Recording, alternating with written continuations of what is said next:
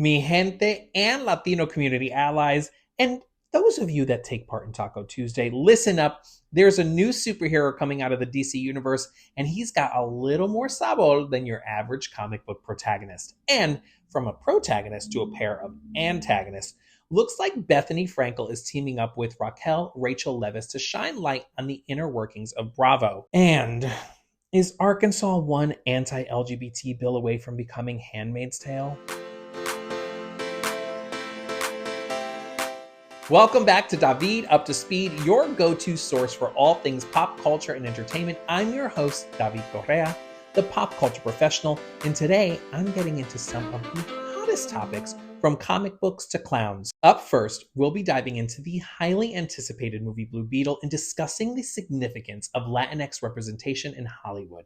In Reality Run-Through, we'll discuss Bethenny Frankel's exclusive sit-down with the infamous Raquel Leviss, and in Q News, we'll take a deep dive into the controversial anti-LGBTQIA+ laws being pushed by Arkansas's Governor Sarah Huckabee Sanders.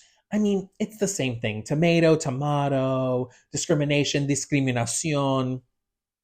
Let's turn our attention to a buzzworthy movie making waves in Hollywood, Blue Beetle. I was invited to an advanced private screening in New York City that featured a talkback with the film's director, Ángel Manuel Soto, where he shared his vision, process, and passion. Ángel spoke to the need for more Latinx representation in Hollywood, both in front of and behind the camera. Latinos make up 25% of the U.S. population, but only 5% of lead film actors are Latinx, even though Latinx Americans have the highest per capita theater attendance among all ethnicities in the country. And about 1% of film directors are Latinx compared to white directors that make up over 80%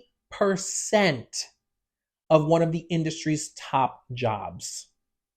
This groundbreaking film not only promises action-packed superhero excitement, but also represents a significant milestone for Latinx representation.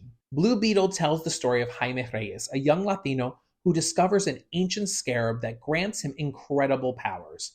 This film not only showcases a diverse superhero, but also highlights the rich cultural heritage of the Latinx community.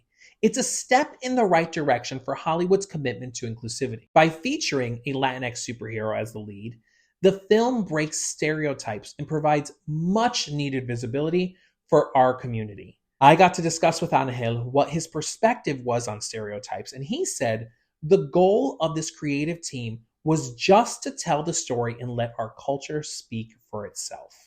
I felt seen in a way I didn't know was possible. From moments in the film where the entire Reyes family drops Jaime off to a job interview, that's how I was dropped off to college, by the way, to one moment that really stuck out to me in particular. Jaime is asked his name by a receptionist. He, of course, says Jaime, to which she responds, "Okay, take a seat, Jaime." He bravishly corrects her, and she doubles down and says, "Yeah, that's what I said, Jaime. I am David. I am not David, and I am most certainly not Dave. The amount of times I have been called Bobby or looked at like I have two heads is beyond measure. The worst is when someone says, "Ooh, so fancy." Yes, I am fancy, but it has nothing to do with my name. That's just my name. It's what my mom calls me, and anyone who knows a Puerto Rican mother knows you don't want to mess with her baby. At the talkback, the director Ángel also said he goes by Ángel, not Angel. Do you have a name story? Share it with me, and let's use a new hashtag, Reclaim Your Name. Blue Beetle just hit theaters a few days ago. Support this film so that more Latinx stories can be told. Bethenny Frankel recently sat down for an in-depth interview with none other than Raquel Leviss from Vanderpump Rules for her podcast, Just Be. But before we get into the interview highlights, don't go anywhere as we have an important segment coming up next. This week in Q News, we'll explore the concerning anti-LGBTQIA+ laws being pushed by America's least impressive Nepo baby, Sarah Huckabee Sanders. Back to Bethenny. Bethenny Frankel has been on a one-woman mission to expose the dark side of reality TV. Raquel Leviss, who I should point out now goes by her given name Rachel, is the current reigning champion of reality villains. And as time goes on, the audience continues to sway on whether or not Rachel is getting what she deserves or if she deserves some empathy. As she sits in this interview with Bethenny to tell her side of the story, her former co-stars of Vanderpump Rules, including Tom Sandoval himself, are filming the new season of the show. Here's the quick and dirty on what went down at Vanderpump last season. Rachel had an affair with her best friend Ariana's boyfriend, Tom Sandoval. If it couldn't get worse, Rachel's caught on camera talking to Ariana about her relationship and sex life with Tom while the affair was going on. The epitome of villain-like behavior and a drama that became known as Scandoval. In this episode of Just Be, Bethenny shows sympathy for Rachel, having spent years as a reality star herself. Bethenny's perspective is that the show is a heightened reality made worse by lots of alcohol and the glorification of sex. Rachel was dubbed a man-stealer and a home wrecker. Now, I think the home was long wrecked. But I'm not giving her a pass. She should have stayed in her lane, but she chose celebrity and sexual desire over morals. Tom Sandoval. Walk. But Tom is back in front of the Bravo TV cameras collecting a paycheck. Also, Rachel let it be known that Tom was offered a producer credit for his work in Scandoval. Rachel, on the other hand, is on the sidelines doing free interviews for visibility with Bethenny Frankel, whom I might add is fighting for reality stars to get paid what they deserve. Looks like no one is winning in this scenario. How do you feel about the wild world of Bravo TV these days? Q News, the segment where we uncover the latest developments impacting the LGBTQIA+ community.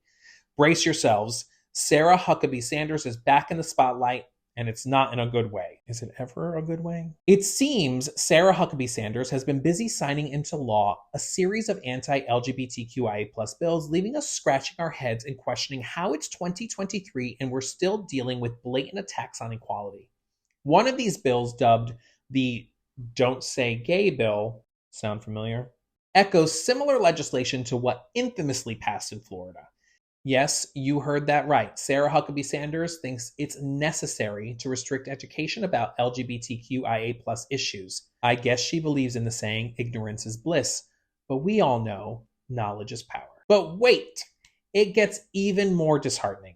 Sarah Huckabee Sanders has appointed Jacob Oliva, the very same man responsible for crafting anti-LGBTQI+ legislation in Florida, to lead her education department. It's like putting a fox in charge of a hen house. I don't even really know what that saying means, but I know I'm on target. It's clear that Sarah Huckabee Sanders is surrounding herself with individuals who share her narrow-minded views. But let me remind you, Sarah, the LGBTQIA+ community is resilient, and we won't stand for these discriminatory practices. We will continue to fight for equality, love, and acceptance. So Sarah Huckabee Sanders, if you thought you could silence us, think again. We'll keep speaking out, raising awareness, and building a future where everyone is celebrated for who they are. That's all from me for now. Now it's your turn. Go see Blue Beetle and share with me your favorite moments. And let me know your thoughts on Bethenny's exclusive with Rachel. And don't forget, say gay. Until next time, I'm David. Stay up to speed.